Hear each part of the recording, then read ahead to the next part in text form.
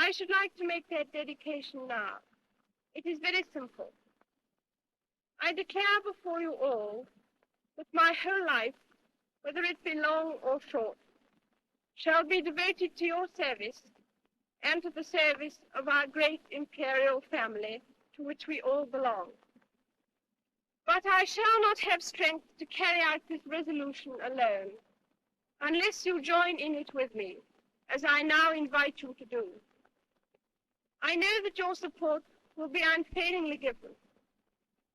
God help me to make good my vow, and God bless all of you who are willing to share in it. I have a question. Why can't Meghan use her own name, Rachel Meghan Markle, to do all the crazy things she's doing right now?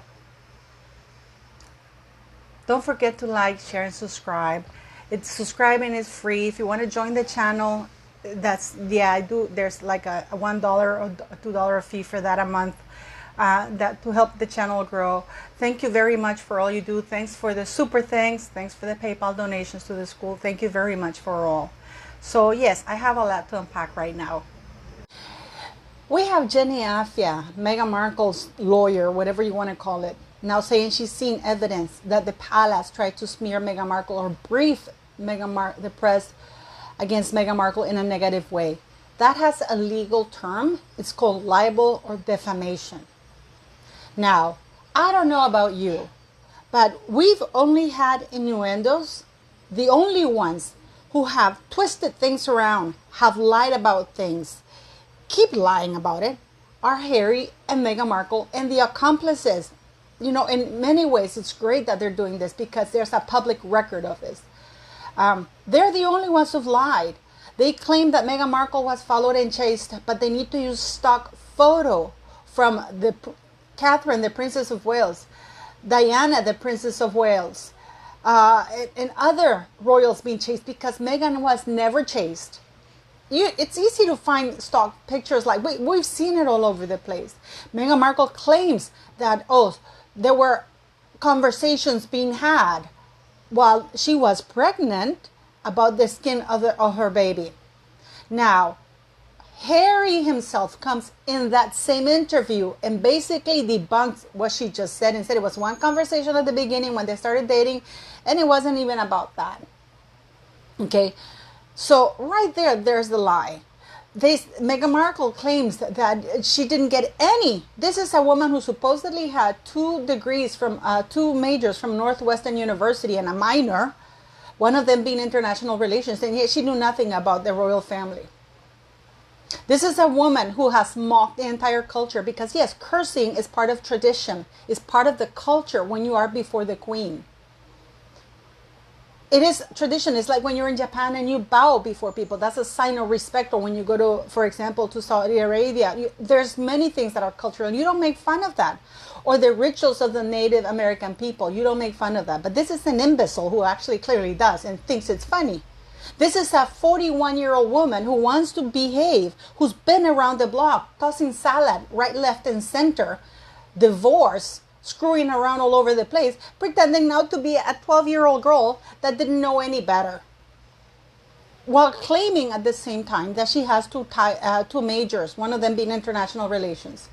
And this is now, it's been confirmed that she got a brief of 30 points on how to behave, what was expected of her, and she got the phone numbers with the expert. But of course, she only called the one in fashion because she wanted to see how to get the freebies. She didn't care about the history. She didn't care about the protocol because, as I have been saying from the beginning, she never intended to stay. She was even surprised she got married.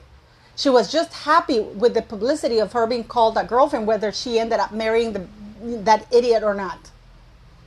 You know, this is why she insisted that Harry put out a statement saying that she was his girlfriend, because she needed the publicity. She needed the publicity. This is a D-list failed actress that at 36 years of age had to fly over the pond to see if she could star in a reality show and actively said she was looking for a man to marry. And now she's claiming in that documentary that, she was just planning on traveling while meeting with Piers Morgan in a pub in July, looking for work. So nobody's going to talk about that, right? So Jenny Afia, everybody talks about evidence that they've seen, but there's nothing. There's absolutely nothing. Doria says now that Meghan Markle, from the age of 2, was living with her in a black neighborhood, and black women helped her raise her daughter. While Meghan, in the same flopumentary, says that, no, I never heard the N-word. In America, in a black neighborhood, raised by black people. She never heard the N-word. And oh my God, the shock that they would treat her like a black woman, the disgust that they would treat her like a black woman. All these innuendos. Now, what Jenny Afia did right there and there, she's accusing these employees, and to me, these are all my thoughts and opinions. The reason why they're doing that is because they want to silence the people who Meghan Markle and Harry bullied. You know, it's like when you're a victim and you try to speak out and say, hey, I'm being beaten up by my husband. People are beating me up. I'm being raped or whatever. And you dare speak up. So according to Jenny Afia, the people that were being bullied, and this is by Jason Kanoff, who's an American, gay American, so it's not even a British person who wrote those emails, said that the behavior of Meghan Markle specifically was terrible and bullying. We have 14 employees that have quit Meghan Markle working with her. That's unheard of. You may have 1 or 2, but 14. You know, when you have a business and maybe one employee quits, oh, okay, the employee quit, he's unhappy. You have 2 employees, okay, maybe 2 employees quit in a certain period of time, clearly, right? We're not saying within 10 or 12 years. But if in a space of 2 years you have 14 employees quitting on you, that's because then it's not the fault of the employees, it's the fault of Meghan Markle. So all these innuendos, all these things that are said, those are libel. That is defamation. And they're victimizing the people that they bullied and harassed and abused. I sure hope that they can go ahead now and sue Meghan Markle for defamation, because Jenny Afia, a lawyer, is saying that she saw evidence that Meghan Markle was being defamed. That's the legal definition of what she's saying. If staff is briefing the press on things that are false about an individual, and these things are being published, that is textbook case defamation, libel. So, we've seen this, we've seen that Meghan Markle was treated like racistly. How? Just because she wasn't allowed to get away with the lies, just because her lies were about to be exposed, just because so much of it couldn't be covered anymore, and she was being exposed for the D-lister liar. I mean, this woman, it's incredible. I mean, the headline here should be Meghan Markle tells the truth, because I don't think she would know the truth if it slapped her in the face. So somebody, please, if somebody's listening to this, I hope that the employees that Meghan Markle bullied and harassed look at this and they ask questions in writing and sue Jenny Afia and Meghan Markle for this, because this is Meghan Markle and Harry production. Archwell Production produced this and they're streaming it through Netflix. Okay?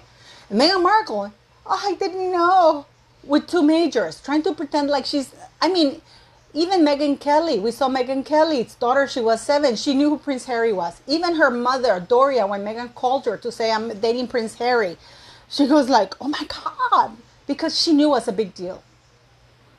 And Meghan Markle, I took a leap of faith, I had to give everything up. What did you give up? The TIG? Do you know how much she made in the TIG a whole year? $60,000, that's not much. She had no roles. Suits was coming to an end because the main characters were leaving, because of course the audiences were not watching. The audience was not there anymore. So, and she tried to look for work. She couldn't get any jobs in North America. This is why she went to the UK. So what did you give up? You didn't have a home. You didn't have a car. You didn't have any job offers in the United States or in Canada. So what did you give up? And then She finds this idiot, lies about getting married 3 days prior, implicating that the Archbishop of Canterbury is a criminal because if he'd done that, he would be in jail. She's falsely using the race card to shame people into not exposing her bullying. That's what Meghan Markle is doing. And she's doing it in an international worldwide stage. The palace cannot keep quiet about this anymore because now they manipulated what the queen said. And you know what's so funny? People are now just coming out saying, oh, they used the queen's speech against her. I said it. I don't know if you guys saw my first reaction. I've been saying that. That's the first thing I said, that I didn't care about Meghan Markle's lies.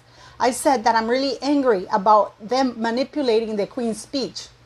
But apparently nobody listened to my videos because apparently somebody else said it afterwards. But you know, that's fine.